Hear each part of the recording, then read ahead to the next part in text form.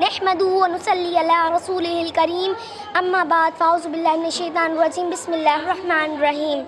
जनाब सदर मुआज़्ज़ज़ साज़ाए कराम अस्सलाम वालेकुम।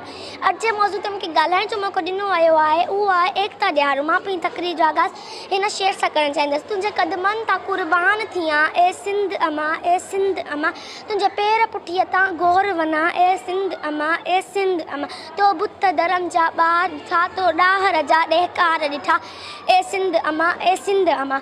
जनाब सदर उन सोन वारे सिंधई सकाफ़त एतिरी त पुराणी आहे जेतिरी धरती। छो 5000 साल अॻु में बि मुंहिंजे दड़े मां सिंधई सकाफ़त जा सबूत मिलिया आहिनि। जनाब सदर 5000 साल अॻु में बि सिंधी माण्हू सुलझनास भाॼड़ा हूंदा। 5000 साल अॻु में बि सिंधी माण्हू मुहज़िब ऐं मुदब्बर हुआ। जनाब सदर 5000 साल अॻु में बि सिंधी माण्हू महिमान नवाज़ हुआ। छो जो जनाब सदर हिन धरती हमेशह ई लाली पुटनि खे जनमु ॾिनो आहे। के त वतन लाइ जुलिया, के त कलंदर जी धमालूं हुयूं, के त बिटशा जा वाई बणिजी विया, के त कुपत कूड़ खे कूड़े कढियो। सिंध ससवी जे सूरनि जो सहारो आहे, सिंध ससवीअ जे सूरनि जो सहारो आहे।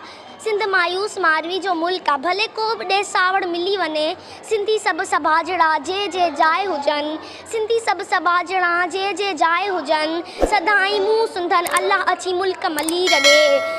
काठ जो वापार बेशक कर भले, काठ जो वापार बेशक कर भले, फितरत नसूअ खे वेरो न कर। ही दर्द आहे सिंधी धरती जा, तूं हवा जे ख़्वाब खे हीरो न कर। जनाब सदर सिंध में वॾे शहरनि खां वॾे कोठनि ताईं वेंदे स्कूल ऐं कॉलेजनि जी हालत एतिरी त ख़राबु आहे कि पीअण लाइ पाणी कोन्हे, कंहिंजी इमारतूं कोन्हनि, के त कागज़नि ते हलनि पिया पर ज़मीन ते मौजूदु न आहिनि। मां पंहिंजी तक़रीर जो इख़्तिताम हिन शेर सां करणु चाहींदसि। हा मां सिंधी आहियां, हा मां सिंधी आहियां, सिंध मथां सर घोरींदसि, आज़ादी मुंहिंजी मंज़िल आहे, ज़ंजीर तुंहिंजा मां तोड़ींदसि। हिन धरती ते कर ज़ुल्म भले, हिकु ॾींहुं हिसाब त ॾियणो आहे, तुंहिंजा कूड़ा वाइदा ए कातिल रत जियां न जोड़ींदसि। जिए सिंध जिए पाकिस्तान।